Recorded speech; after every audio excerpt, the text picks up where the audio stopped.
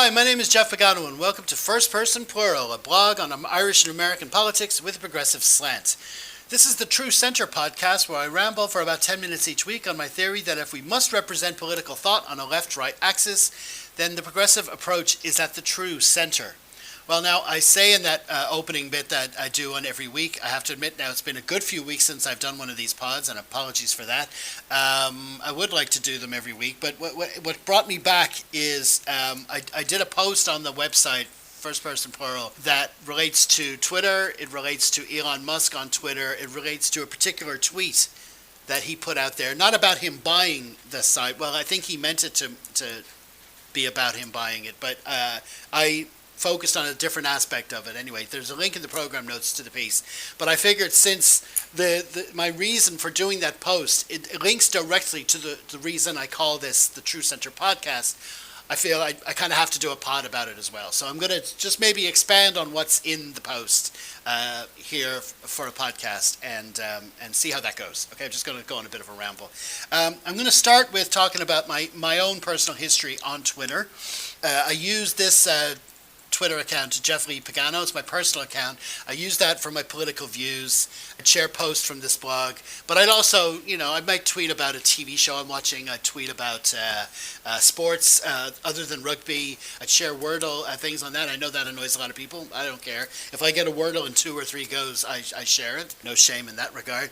But anyway, that's my Twitter there. But mainly I use Twitter for my rugby account, Harping on Rugby. I've used that for over 10 years. It's a great way of getting content, sharing content out there, getting involved in discussions during matches, and there's a lot of trolls out there and people you don't want to associate with. But in the most part, there's a core group of decent people that I deal with on Twitter, and I really value that. And I'd like to think that no matter who's running Twitter, if they're on some kind of agenda to kick some people off, it won't affect the rugby community. Fingers crossed, anyway. So anyway, I hear Elon Musk is taking over Twitter, and fair play to him if that's what he wants to do. I'm not really that pushed about that, whether he's a really rich guy. I don't know much about him. I don't care. He does all these presentations where he goes up on stage and he's got the microphone and he's talking, and there's a lot of people listening, a lot of people tuning in on live stream to what he has to say. I'm sure he's a very smart guy. I'm sure things he invented have been very helpful, and that's great. And I've no problem that he's rich. I'd be worried for what being that rich and having people around him being his employees all the time, what that does to his psyche, what that does to his impressions of the world, how detached he might be. I think he's probably living in an Elon Musk-centric world at the moment, which is a shame because he could be doing a lot more good. But anyway, he did this tweet. Well, he's done a lot of tweets recently because he's obviously talking about buying Twitter. But he did this tweet with a graphic, and the graphic is there on the site. It's an interesting one. It's to do with. It's got 3 lines, and they're from different years. One's from 2008, one's from 2012, one's from 2021. And for him, each line is supposed to depict the supposed realities of political thought. The first one has they all have left, center, and right on the axis. And but he's got 3 stick figures. This is the funny thing. He's got 3 stick figures on each axis, which I think is incredible. And there's one over on the left, there's one over on the right, and there's one in the middle. And the one in the middle is supposed to be him.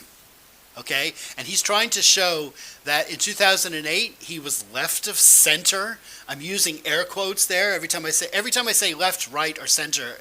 Just assume there's air quotes. I know it's a podcast, you can't see me. Just assume there's air quotes. In 2008, he's left of center. In 2012, he's just less left of center, still to the left of center, but less left. And now, in 2021, he's a good bit to the right of center, and he's trying to make some point that the left has gone further to the left, and all they do is call people bigots, and that he even uses the word woke, which I hate, which is it doesn't actually mean anything as far as I'm concerned, but I can talk about that in another pod. But I'm actually specifically not interested in what his point is that he's trying to prove. I'll let other people work that out, what he's trying to say here. What I took from it, I took 2 things from it that I don't think he intended. Okay? The first one is relates to what I was saying a bit earlier about his ego. The fact that he seems to be representing all of humanity in 3 stick figures, whereas one of those stick figures is him. So there's him, and there's half of everyone else on one side of him, and the other half of everyone else on the other side of him. And that's how he's representing political thought, right? And so that speaks to his ego, really, nothing else. And we all know where that comes from. Whether he intended that or not, it's an interesting framing of it. But that isn't even the main thing. The second part is the main part, and that's more importantly for what I'm trying to get across here. He offers 3 different definitions of what left, center, and right means, and he's suggesting that they change over the years.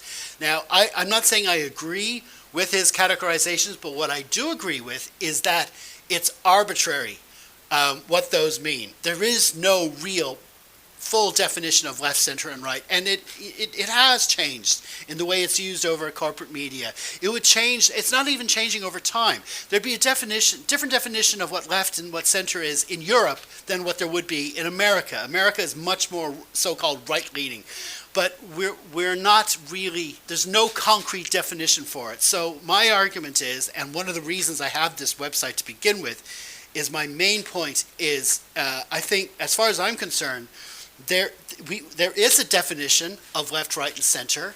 At first, originally, I thought, no, maybe there shouldn't be. We just should forget this categorization, look at it some other way. I said, no, everyone's talking about it. Okay, let's look at it.